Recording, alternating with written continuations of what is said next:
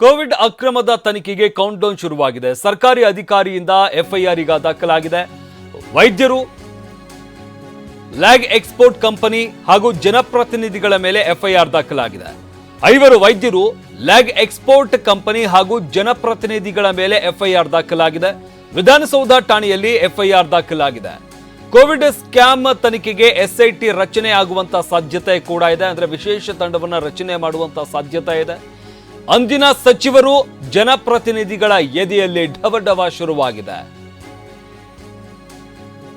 Covid ಸಂದರ್ಭದಲ್ಲಿ ಆದಂತಹ ಅಕ್ರಮದ ತನಿಖೆಗೆ ಈಗ ಕೌಂಟ್ ಡೌನ್ ಶುರುವಾಗಿದೆ. ಯಾಕಂದ್ರೆ ಈಗಾಗಲೇ ಎಫ್ಐಆರ್ ಕೂಡ ದಾಖಲಾಗಿದೆ. ಸರ್ಕಾರಿ ಅಧಿಕಾರಿಯಿಂದ ಎಫ್ಐಆರ್ ದಾಖಲಿಸಲಾಗಿದೆ. 5 ವೈದ್ಯರು, ಲ್ಯಾಗ್ ಎಕ್ಸ್ಪೋರ್ಟ್ ಕಂಪನಿ ಹಾಗೂ ಜನಪ್ರತಿನಿಧಿಗಳ ಮೇಲೆ ಎಫ್ಐಆರ್ ಅನ್ನು ದಾಖಲು ಮಾಡಲಾಗಿದೆ. ವಿಧಾನಸೌಧ ಠಾಣೆಯಲ್ಲಿ ಎಫ್ಐಆರ್ ದಾಖಲಾಗಿದೆ. ಕೋವಿಡ್ ಸ್ಕ್ಯಾಮ್ ತನಿಖೆಗೆ ಎಸ್ಐಟಿ ರಚನೆ ಮಾಡುವಂತಹ ಸಾಧ್ಯತೆ ಇದೆ. ಈಗಾಗಲೇ ಎಫ್ಐಆರ್ ದಾಖಲಾಗಿರುವಂಥದ್ದು. ಈ ಒಂದು ಪ್ರಕರಣದ ತನಿಖೆಯನ್ನು ನಡೆಸುವಂತಹ ಸಲುವಾಗಿ ವಿಶೇಷ ತಂಡವನ್ನ ರಚನೆ ಮಾಡುವಂತಹ ಸಾಧ್ಯತೆ ಕೂಡ ಇದೆ.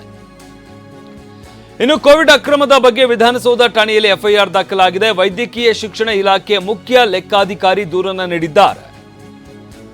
Chief accountant doctor Vishnu Prasad ದೂರನ್ನ ನೀಡಿದ್ದಾರೆ. ಇವರ ದೂರನ್ನ ಆಧರಿಸಿ ಎಫ್ಐಆರ್ ದಾಖಲಾಗಿದೆ. N95 ಮಾಸ್ಕ್, ಪಿಪಿಇ ಕಿಟ್ ಮತ್ತು ಇತರೆ ಸಾಮಗ್ರಿಗಳ ಖರೀದಿಯಲ್ಲಿ ಅಕ್ರಮ ಆಗಿರುವಂತಹ ಆರೋಪವನ್ನ ಮಾಡಲಾಗಿದೆ. ಷಡ್ಯಂತ್ರ ರೂಪಿಸಿ ಸಾರ್ವಜನಿಕ ಹಣ ದುರ್ಬಳಕೆ ಮಾಡಿರುವಂತಹ ಆರೋಪವನ್ನ ಕೂಡ ದೂರಿನಲ್ಲಿ ದಾಖಲಿಸಲಾಗಿದೆ. ಸರ್ಕಾರಿ ಆಸ್ತಿ ಮತ್ತು ಸರ್ಕಾರಿ ಹಣ ನಷ್ಟದ ಆರೋಪ ಮಾಡಲಾಗಿದೆ. ಸರ್ಕಾರಿ ಆಸ್ತಿ ಹಣ ದುರ್ಬಳಕೆ ಮಾಡಿ ಸ್ವಂತ ಲಾಭವನ್ನ ಮಾಡಿಕೊಂಡಿದ್ದಾರೆ.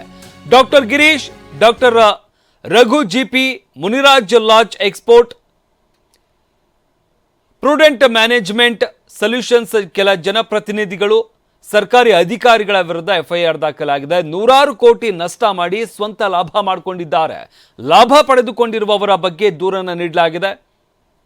ಒಟ್ಟು 167 ಕೋಟಿಗೂ ಅಧಿಕ ಹಣ ಅಕ್ರಮ ಆಗಿರುವಂತಹ ಆರೋಪ ಕೇಳಿಬಂದಿದೆ.